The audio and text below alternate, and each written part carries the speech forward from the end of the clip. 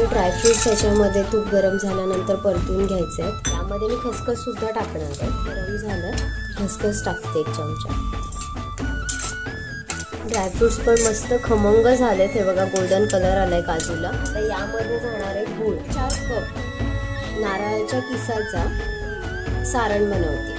तर मग त्यासाठी मला 2 कप गूळ लागणार. ऑर्गॅनिक गूळ आहे, केमिकल फ्री म्हणतो तो गूळ इथे वापरते. आता बरोबर मेल्ट होईल. मेल्ट झाल्यानंतर आपण त्यामध्ये किस टाकणार आहे. हे बघा किती पटकन मेल्ट होतोय.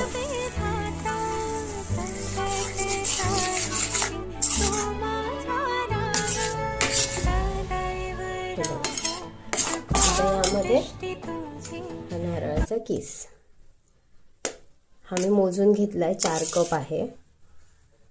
2 नारळाचा 4 कप निघाला.